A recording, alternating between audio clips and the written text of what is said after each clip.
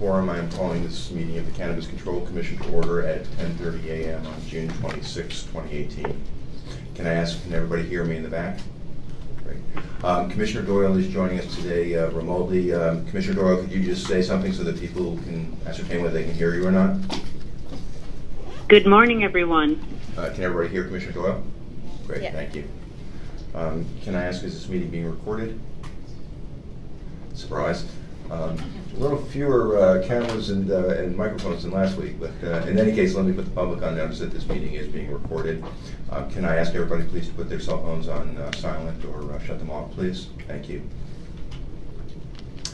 Let's get going. Because Commissioner Doyle is dialing in remotely, any votes that we take today will be done via a roll call. So, thank you for calling in, Commissioner Doyle.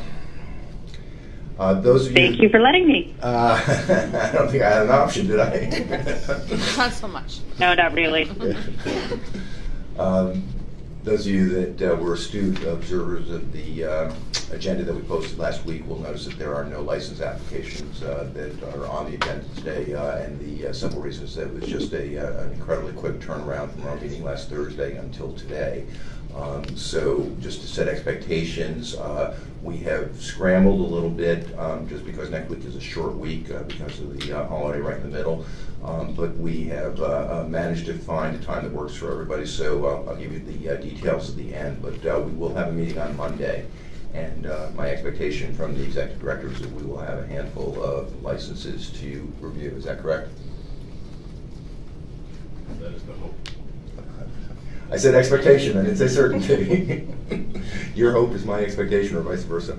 In any case, so we will have another meeting on Tuesday, or excuse me, on Monday of next week. But we did have this meeting on the agenda, and I thought it was important to keep the meeting because we have after we go through the normal updates, we have one very important topic to go through, which is the social equity program.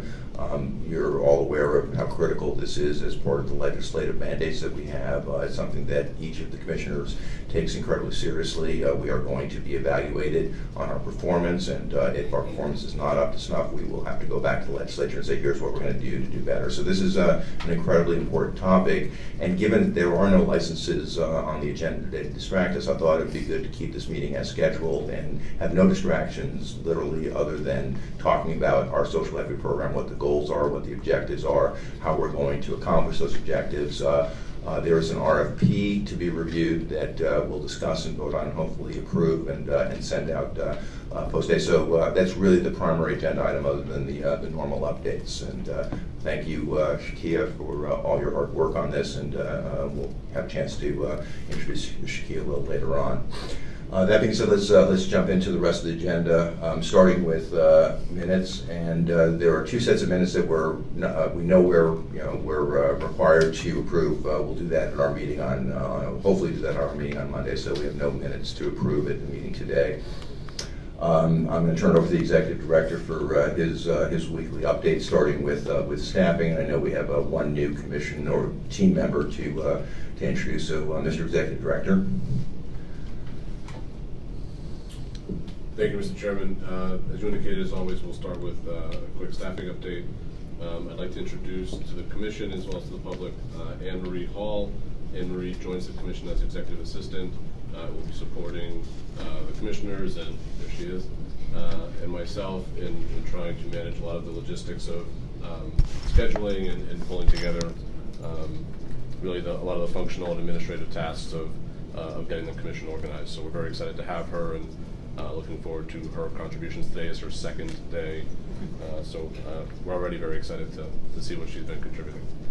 She comes to us from the Senate, Senator Lovely's office. Is a graduate of Suffolk University, I think in 2016, so welcome, Anne Marie. I have to ask, lawyer or non-lawyer? She's a non-lawyer. What's the total?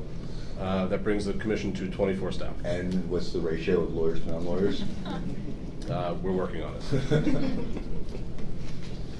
So the next item on the agenda is the usual update as far as license applications and statistics and data. So I believe you have on the slide here, there's 1,615 total applications currently that are active in the licensing portal. Of those, 144 are pending in at least one part. 86 have been withdrawn, and there are 1,084 that are incomplete. So therefore, not yet 1,384. 1,384, excuse me, that are incomplete and have not yet been submitted for the Commission's consideration. Those break down into the usual categories that you see in the table.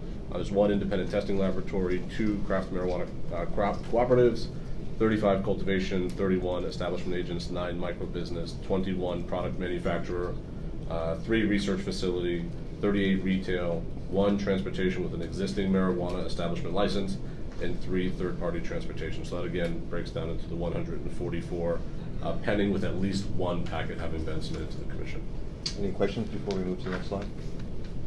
Actually, Commissioner Bryan?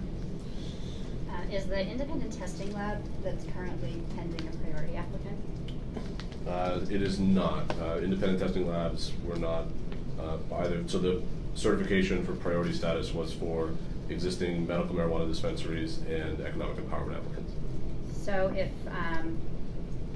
if other independent testing labs submitted today, where would they fall in the queue of what we have currently?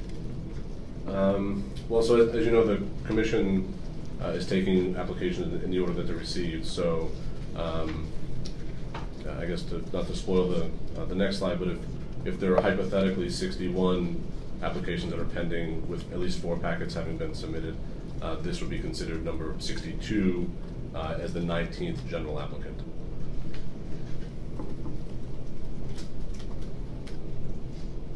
So is it correct to say, or actually I know it's correct to say, that a retail marijuana establishment couldn't open without an operational testing lab because all products are required to be tested prior to coming to market? And that's a statutory requirement that we're not able to waive as a Commission. It's written in stone. That is correct. The requirement that all products, that all marijuana and marijuana products be tested by an independent testing lab is statutory and therefore would not be able to be waived by the Commission.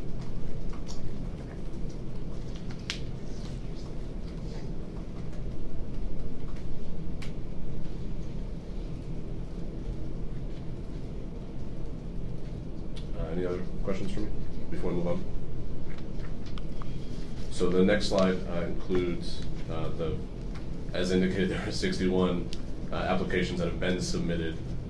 All 4 packets have been submitted to the Commission, and they've been represented to be complete. As you will recall, the first step of our review process is to, in fact, determine their completeness. That breaks down to the following. There are 22 cultivation, 2 micro-business, 15 product manufacturer, 3 research facility, 18 retail, and 1 transportation with an existing marijuana establishment license.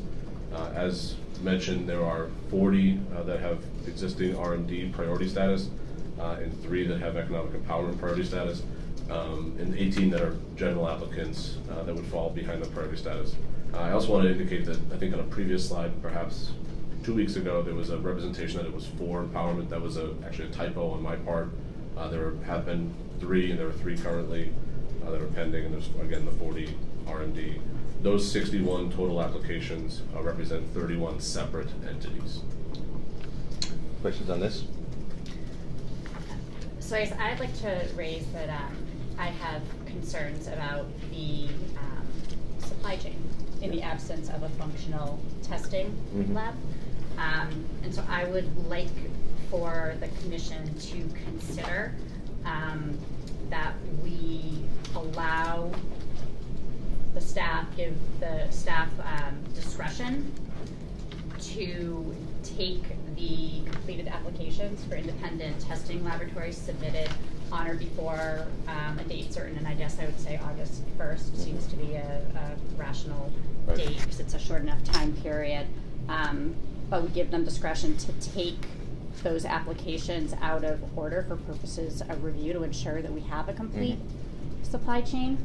So as many labs as apply before the date. Right.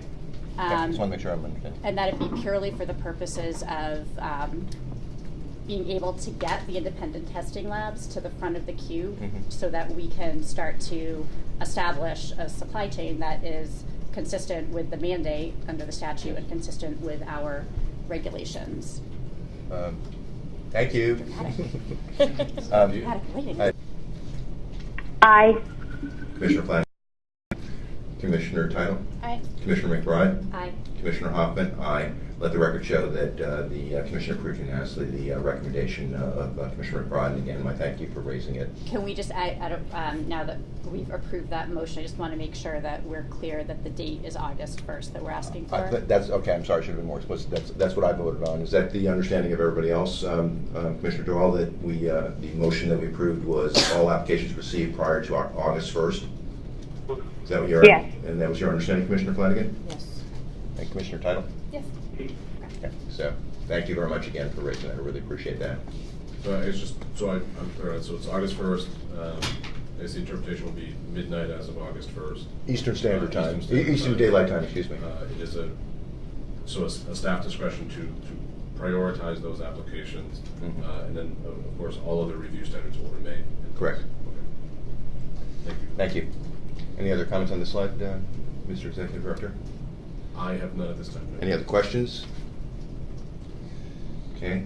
Famous state of Massachusetts slide. So there is the existing applications broken down by county, largely the same as last week. I will put the decision of the commission today to prioritize independent testing labs is communicated to the public as well. I'm sure our friends that are here will help us with that, but sure. We'll make sure that materials are available on our website. We can put it on social media, and that if there's Appreciate any that. other conversations, that we'll make sure that that's communicated to folks with that August 1st submission timeframe. I have I have something that we can probably put out as we were talking that I think probably condenses it. So. Comments I made at the beginning of the meeting stand. This is an incredibly important part of our mandate, and I'm really grateful to the hard work of Shakia, the Commissioner Title, but the entire staff and Commission on this. Hopefully you'll see how seriously we take this and how committed we are to deliver on the legislative mandates here. So that being said, I just want to move this over, because Commissioner Doyle was having a hard time hearing, so if we can move this over to you, Shakia. Mr. Executive Director, is there anything you want to say in introduction before we turn it over to Shakia? There is. So thank you, Mr. Chairman.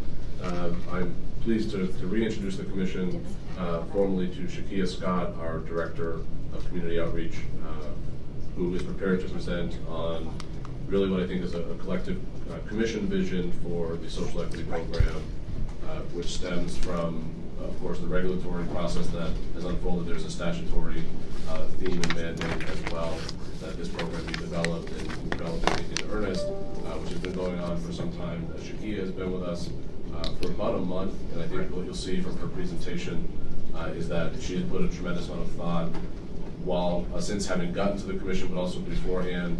I think, as you indicated, Mr. Chairman, leveraged the... Excuse me, apparently we've lost the connection with Commissioner Doyle, so could you just pause for a second, please? Sure.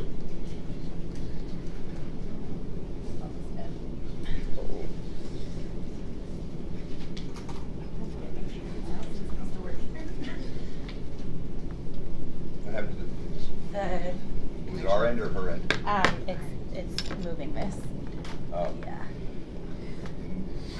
You know. It's your fault, Mr. Chairman. As is everything else in life, it is my fault. As long as you're comfortable with that. I am, well, I've been married for 4 years, of course I'm comfortable with that. Okay, it'll just take a second for it to boot back up. Sorry, guys.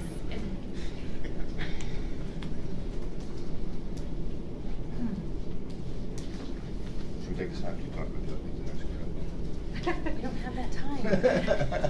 The phone's just rebooting. Sorry. That was it, as stated by Commissioner Flanagan, it was my fault, so sorry. Do we want to just go?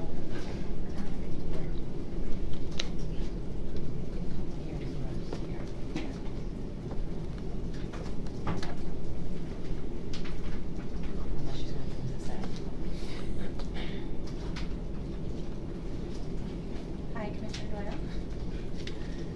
Hi, it's Erica. We're going to put you on speakerphone from the cell phone because the speaker got, the conference line got lost. Ready to roll? 1 second. Okay. Hey, would you ask her to say something so make sure can hear them.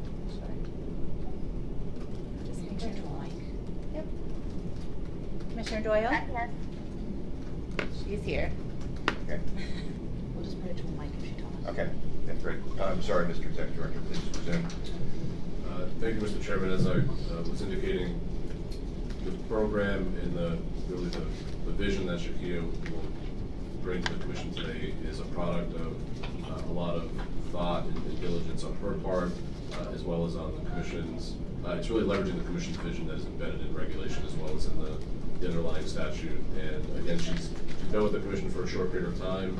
I think what you'll see during the course of her presentation is that she was thinking about this program before she even started with the Commission, and has really brought that to bear internally. And I think there's a real comprehensive approach to how best to implement this. So I'm very proud to have her as part of our team, and I think based on what you'll see today, you'll share that sentiment as she really unveils what I think is a very powerful and meaningful vision for a pretty comprehensive social equity program. So with that, I'd like to reintroduce the Commission to Shakia Scott and give her the floor. Thank you, John. So, good morning, all. Thank you for that great introduction, Director Collins, Chairman Hoffman, and Commissioners Title, McBride, Doyle, and Flanagan, for allowing me to not only implement and develop this program, but to pioneer this program, as I am honored to say is the first of its kind at the state level and nationwide. So today, as you can see up on the screen, I will take you through a very brief background on what equity is and why we need equity programs. I will also cover an overview of the state law and legislative mandates as they pertain to equity programs. And then I will give you an overview into our program, the application to qualify for the program, and then cover next immediate steps or implementation steps, including collaborations and participation we are hoping to gain. So, what is equity? It is important for one to first understand that equity is not equality. As you can see, equality is sameness and equity is fairness. Secondly, equity is not giving persons who are considered less fortunate than others more resources or more access just for the sake of perceived shortcomings. However, equity is a means to address and further prevent the inequitable status quo by first recognizing and then accommodating those who experience disparities in treatment and have been fairly untargeted by institutionalized bias, prejudice, racism through our government systems. That includes our criminal justice systems, our educational systems, or just in our daily lives. Equity is also a means to redress the historic and long-lasting harm done to those specific individuals and communities, but only specifically because they have received those disparities in treatment. So why do we need equity programs, and why is equity in the cannabis industry, why does equity in the cannabis industry matter? It matters because if you take a look at the image here, the image that says war on drugs, we can see that 8 million people nationwide or nationally were affected or arrested just for marijuana or cannabis. Meaning 8 million people and counting currently still suffer from incarceration, stigma, lack of access to employment following arrest, and other collateral damage to their family and children as a result of incarceration. Moreover, as Darlene Flynn, director of Oakland, California's Department of Race and Equity, points out, the war on drugs was or is a very specific war on a very specific community and culture. This affected mostly those of Black and African American and or Latino and or Hispanic descent. So on this next slide, we can see that quote visualized. We can clearly see the undeniable arrest disparities in Massachusetts specifically, and then nationwide overall in our system of incarceration.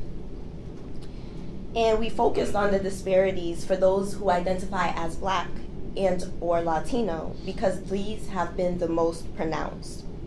I want to note that in the images you see here, they reflect little to no difference in the use, possession, or distribution and sales patterns between blacks and whites or Latinos and whites. Sorry. These disparities you see here continued even after significant reductions in arrests due to decriminalization and legalization measures. However, even though there were these significant decreases in arrests, the racial disparities persisted or became worse, as we've consistently seen in other states. These disparities also lead to a lack of representation by those most impacted by cannabis enforcement in the cannabis industry, as you can see on the slide.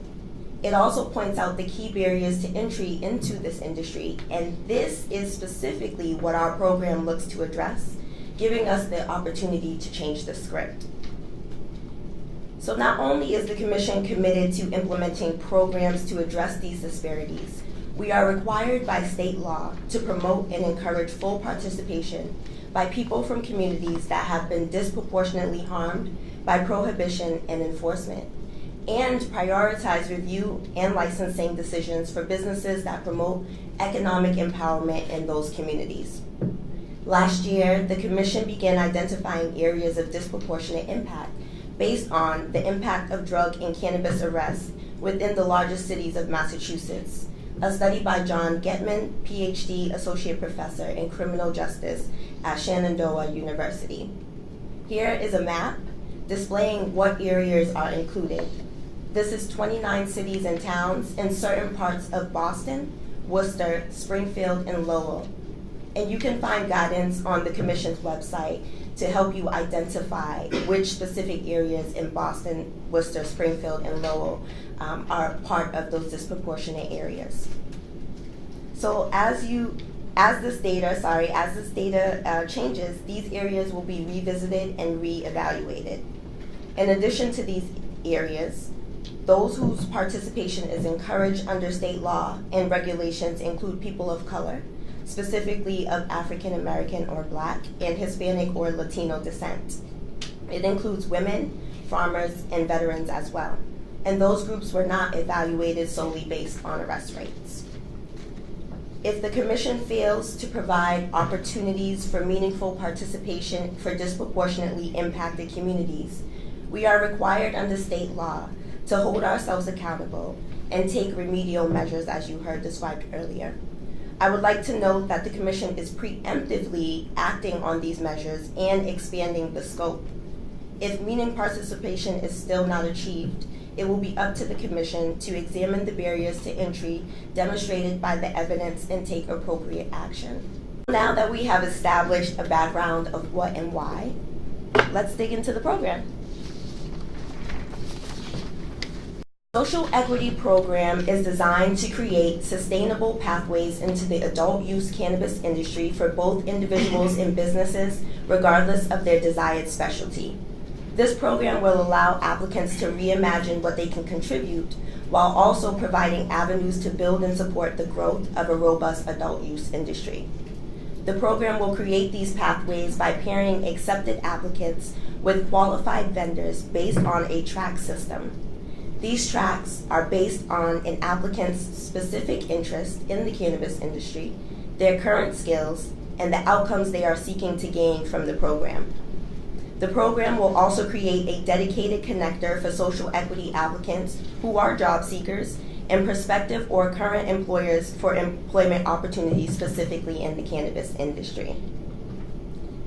So, to give you a little background, or a little insight over the past month, my first month of employment with the Commission. Thanks for having me.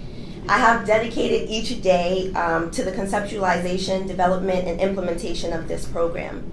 That includes expanding the program vision and creation of the track system, drafting, designing, and developing the application to qualify for the program, drafting and designing the RFQ and procurement process, creating and designing a dedicated web space as well as the web space's utilization plan, development and maintenance of dedicated program lists, conceptualization of the portal and build out, as well as the strategic implementation and outreach plans for the program.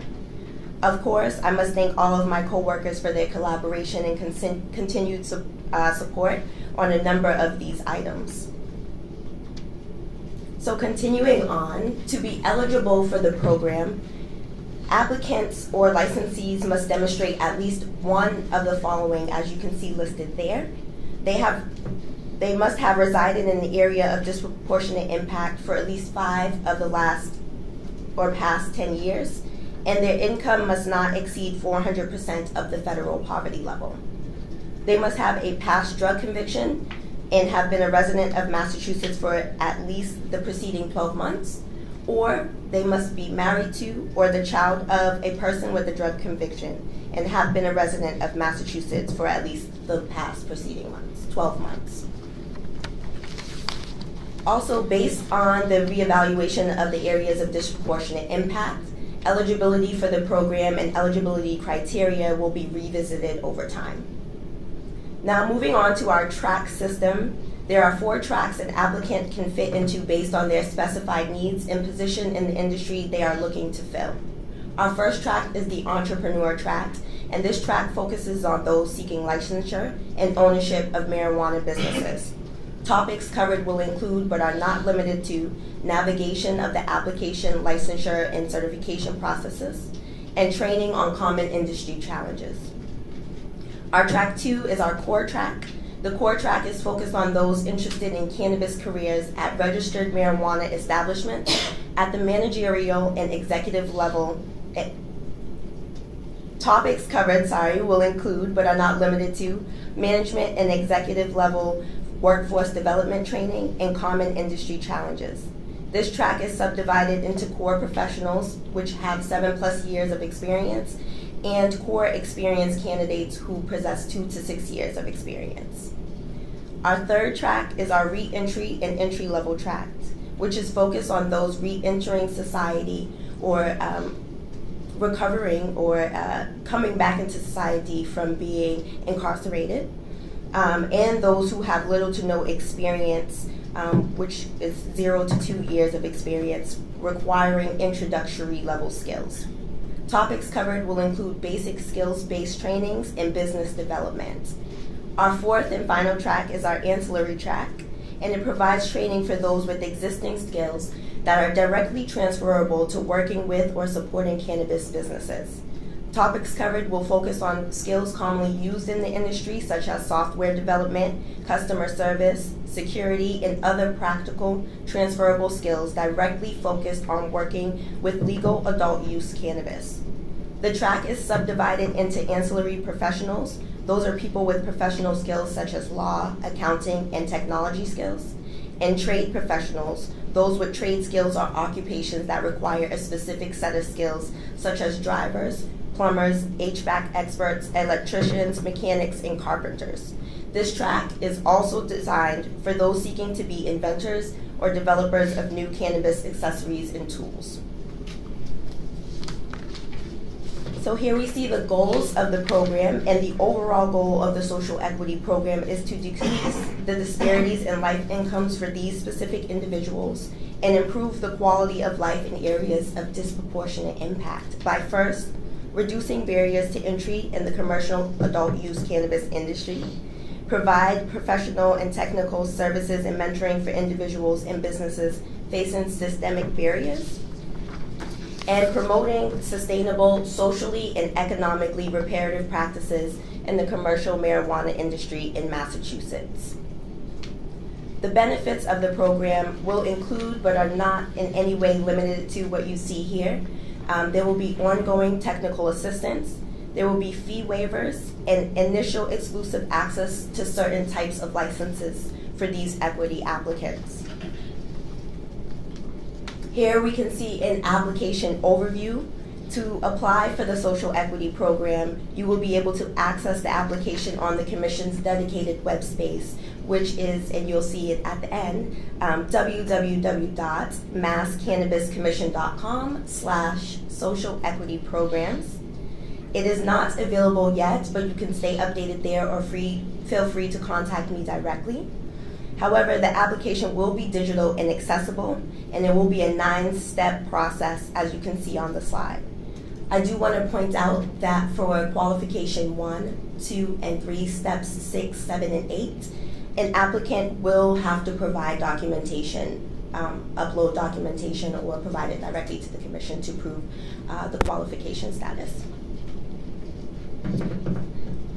On this slide, I also have to thank Dr. Julie Johnson for her collaboration. She's our Director of Research. She's helping us to make sure that we are collecting data on communities represented through both our applications and our programs.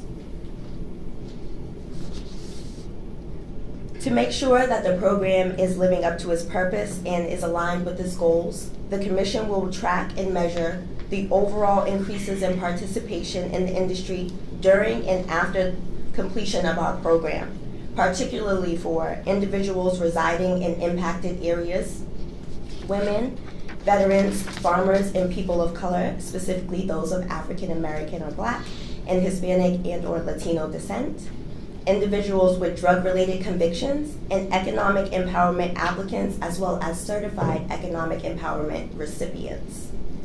We will also measure and track the increases in workforce training programs for entry into cannabis industry that our program creates. We will also track and monitor increases in businesses and individuals entered into and successfully paired with employers through our dedicated connector. And we will also track and monitor the number of licenses granted through this program.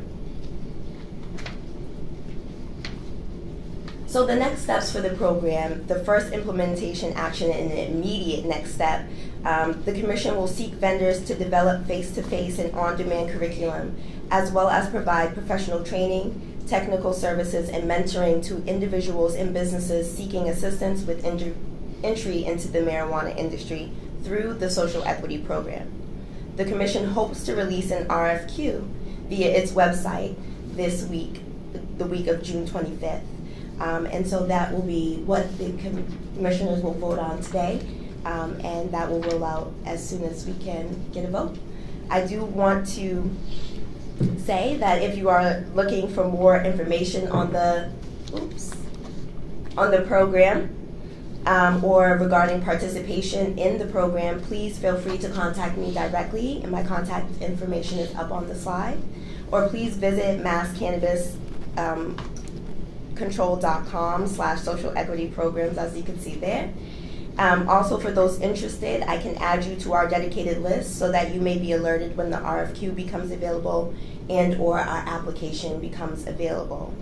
I want to take a moment here to thank Commissioner Title for all of her work to push inclusion of such requirements into our regulations, as well as her dedication to equity and collaboration on the program's vision. And again, I would like to thank all of my other co-workers at the Commission for their continued support and collaboration. Thank you very much. Yeah, it's a great presentation and an amazing amount of work in a very short tenure. So Thank you. Thank you. Thank you very much. Are there questions or comments from Mr. Tuttle? Thank you, Shakia, for that presentation. Certainly very ambitious program, and it should be. And I have a lot of faith in you and this whole agency, especially based on Okay. Thank you. That would be the last public display. But you deserve it. So I'm going to let that one slide. On that note, you've done an incredible amount of work in 1 month. So thank you for that. So I have 3 questions. The first is just a clarification of the website. So it's masscannabiscontrol.com/social-equity-programs for the live stream. I don't believe you have to write the hyphens, but could we check in with our digital director? That is correct. Okay. That is the correct URL. So if you guys go to that URL, then you'll find the social equity page. Excellent. My second question is, could you talk about the outreach efforts to make sure the intended communities are aware of the program? Sure. So the next step is to begin dedicated outreach. And that will begin in the 29 cities that were identified as disproportionately impacted areas. We would be hosting and collaborating with community partners, advocates, and activists, as well as civic associations to host events in cities and towns across the state. We are building lists of outreach, especially to those that applied through the Economic Empowerment Program, as well as those that received certification as Economic Empowerment Priority Status recipients, to make sure that they are looped in, and if they need help along the way or resources, that they have a dedicated person to outreach to or connect to receive those resources or enter the program. But those are our very next steps to kind of go on our own type of roadshow around the state and speak to people and see where they are and meet them where they are and encourage them to, if they want to be a part of this industry, either find avenues through this program or find avenues that we can help them to achieve their goal. Thank you. And then my last question, can you talk about the funding for the program? Sure. So the Commission's budget includes $300,000 for the equity program and community outreach for this year. However, for future years, it depends on how the budget is appropriated. The state law specifies that after administrative cost, one of the 5 areas of which marijuana revenue can be spent or expended is for programming for restorative justice.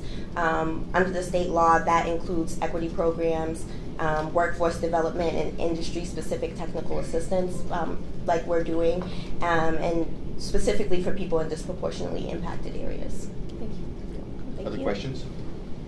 Sure. I have a couple of questions. Thank you very much for your presentation. I know that it's certainly an issue that is important to the people of Massachusetts.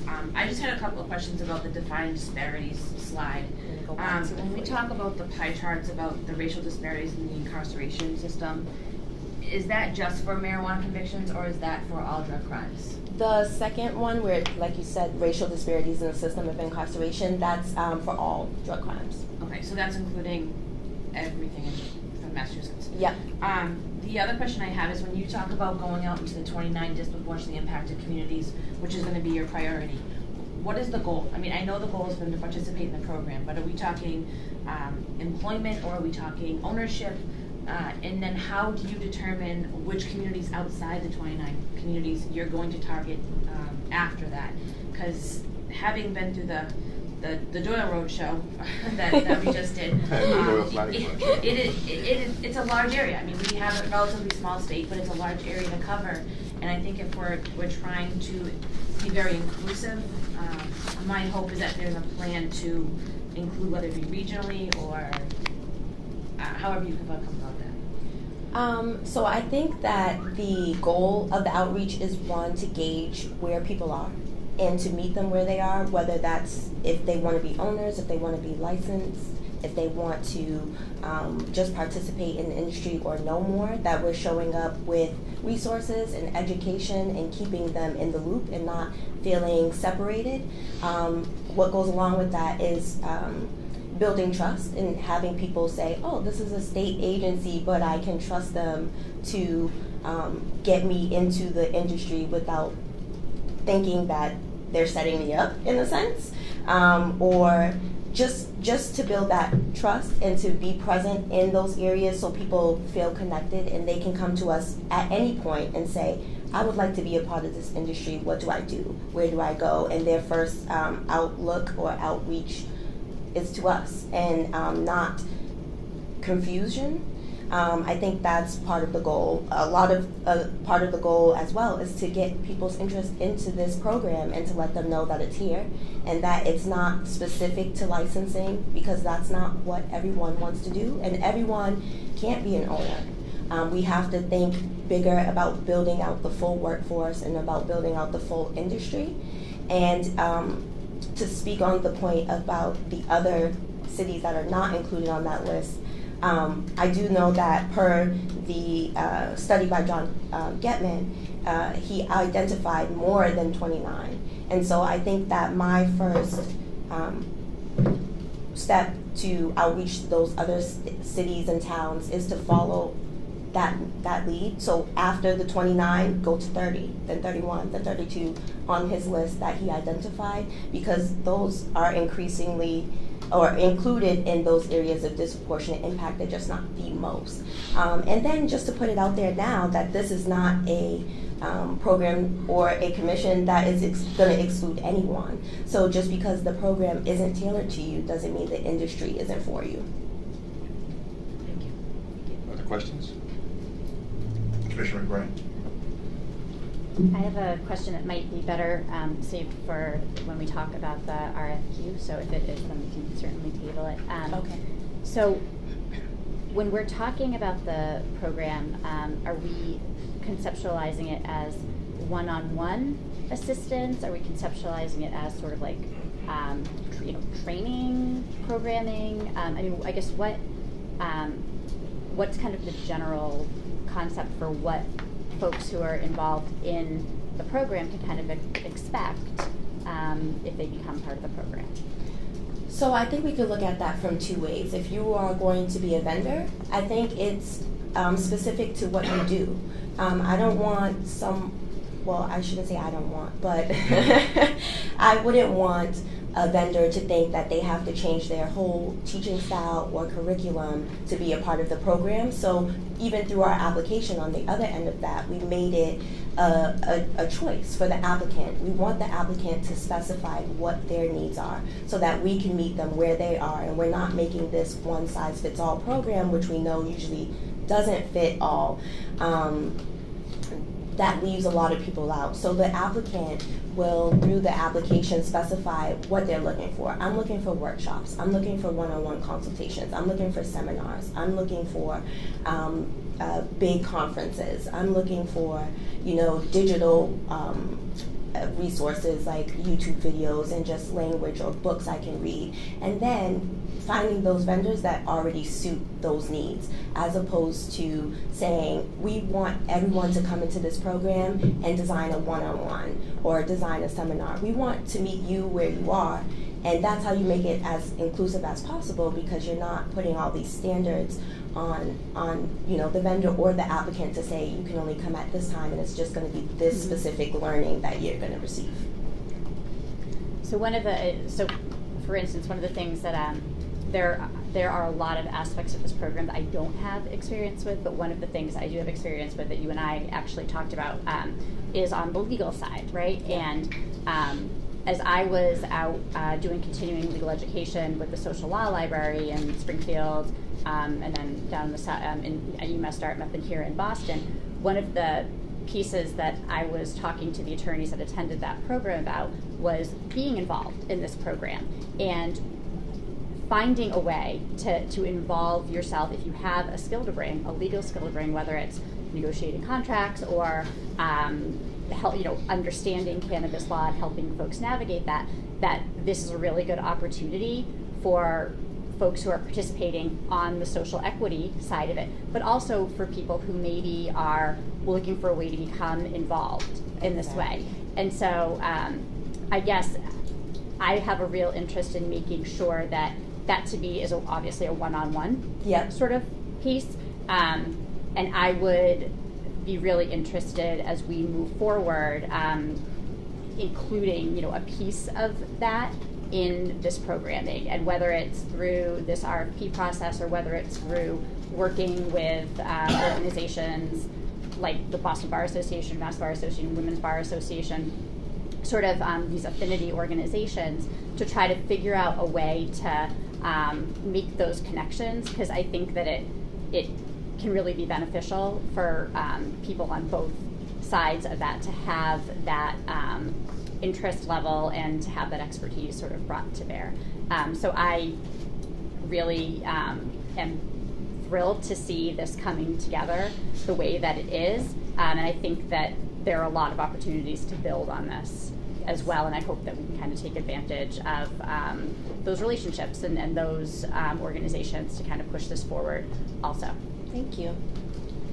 So, sorry, one last thing, only because I just think that we need to be really strategic about this, is that when we're going out into the communities, I really would like to manage the expectations of people, given the sense that from my experience in government, until something affects a family or affects someone, they're really not paying attention. So while we're here every week and everyone in this room is paying attention to us, that's not to be said for the same out west. And so I'm hoping that in our education programs or education manuals or pamphlets or whatever you're going to create, that we explicitly explain people that can participate in this program, because I know that some of the groups that I've talked to, people feel as though if there's any conviction that they can participate in this program. And we know that in our regulations, there's a large chart, thanks to Commissioner McBride, that we have in the back saying things that exclude you. But I really would like to be very specific for the people that are able to participate, but that all those that aren't. Only because I don't want to get the hopes up of people that everyone's going to be able to be eligible, and then have them fall short of that. So I'm hoping that when we start to go out there, and it's going to be you, so so this is kind of your job, that we really do manage the expectations. And I realize that some people are disappointed by that, but I think as a commission, we have a responsibility to the citizens of the Commonwealth, and I think first and foremost, that's our focus. Yes.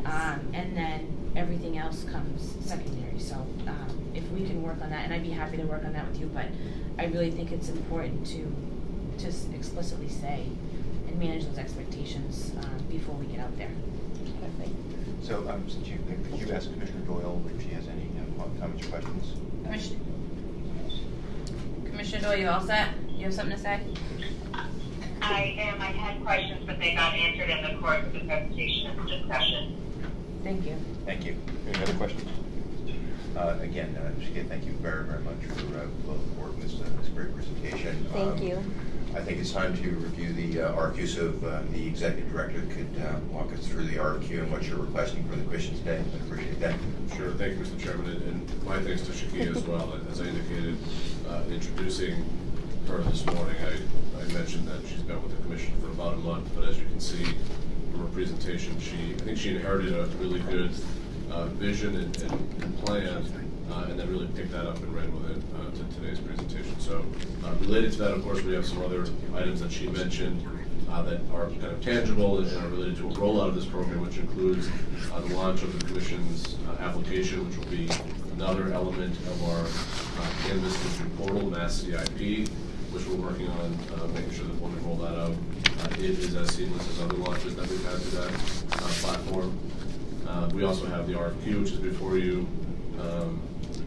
and of course, as Shakir mentioned, the rollout of a website, which is where a lot of these items will exist kind of in perpetuity, but our plan is to have that be a real living page that has periodic updates and kind of tracks the progress of the program. So the item before you now for your consideration is the request for qualifications, and our intention here is to, as Shakir mentioned, have kind of a repository of vendors that we can work with.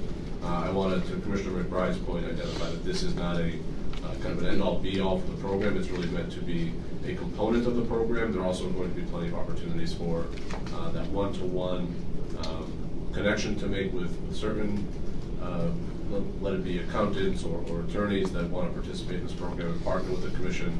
There's also, I think, an opportunity for the Commission itself to develop some programming and manage kind of courses or workshops or large presentations. And of course, I think there's also an attempt, as we do with most things, to be very digital forward and have materials reside on that webpage as well for folks that may not be program participants, but it's a way to have some of those presentations kind of live and be available for folks that either can't access the programs as they roll out or perhaps want a refresher at some point too. So the RFQ is really intended to identify any number of vendors that will participate in this program.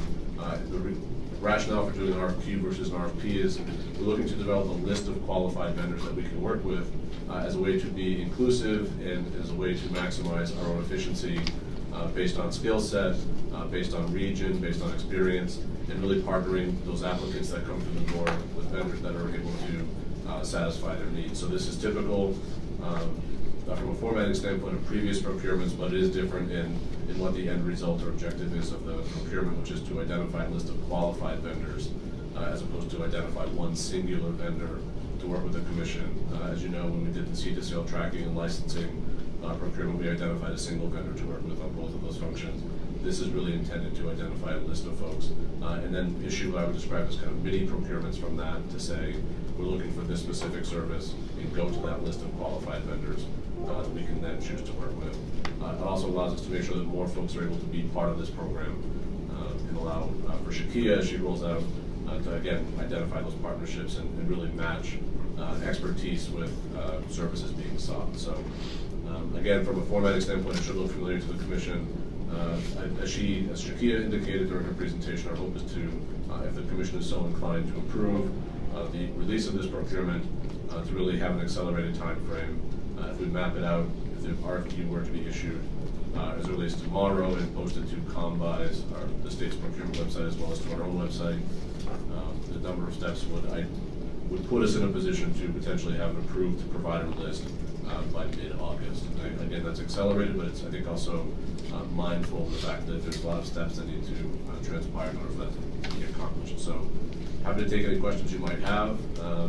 Also, if the Commission is inclined to approve it, we would ask that there be some, I guess, permissive language included in any motion that allows us to really dress it up and prepare it for publication, but substantively nothing would change aside from pure formatting.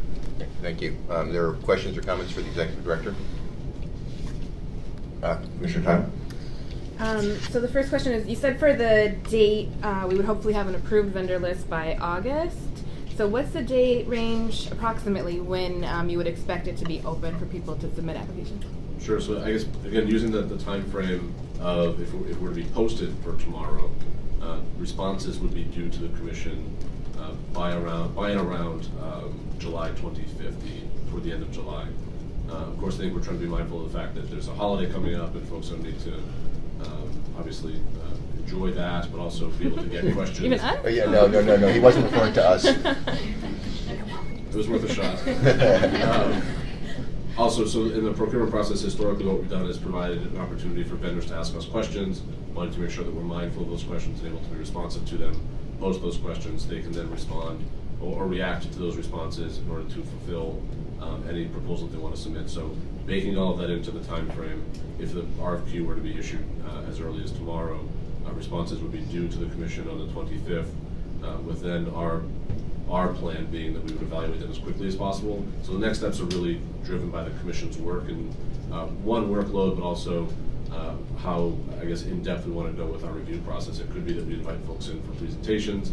That's really discretionary from the Commission standpoint. So what happens after the 25th is really the Commission's prerogative. So, but I think trying to set realistic expectations, it could be by mid-August, but responses would be due to the Commission by, right now, at least as of the 25th. Okay.